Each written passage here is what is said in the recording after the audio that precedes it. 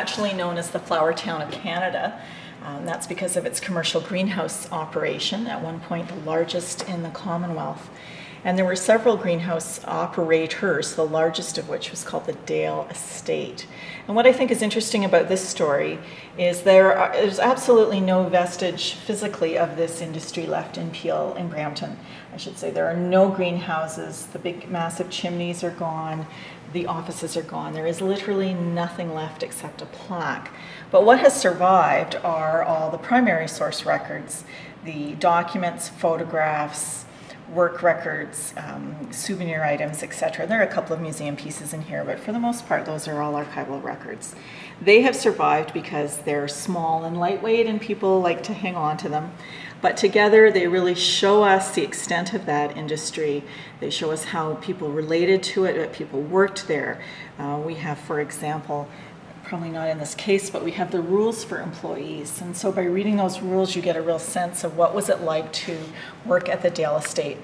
The urban legend is that during the Great Depression, no one was ever turned away from employment, but that the wages were very, very low. So what did that mean then to you?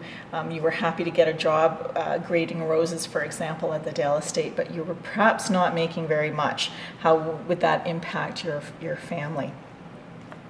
So there are other industries too, and we are able to tell the same story. Our manufacturing in Brampton, and of course in Peel in general, has changed dramatically. We're no longer producing goods like we were, but we have photographs, we have drawings, we have calendars, we have advertising, literature.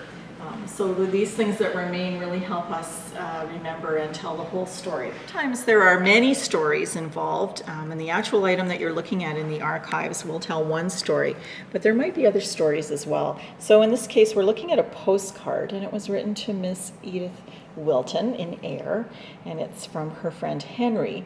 And postcards were sort of like today's email or texting. It was just a way of keeping in touch with a friend. When you actually read what was written on the postcard, Henry writes that they're not working at the Williams today. The engine busticated this morning, so the men got a rest. So what does that mean? Well, we have to learn a little bit about how people wrote and what words meant.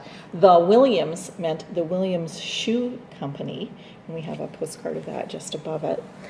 And the engine busticated, what does that mean? It means the big steam engine that ran all the machinery broke down, and so they could do no work that day. So our friend says the men got a rest and a fine day it is too. So I'm not sure what that meant. Perhaps they went out and partied, or they went fishing, or they did something. Who knows what they were up to in 1922. But that's a case where the postcard tells one story, but the actual message on the postcard is something else.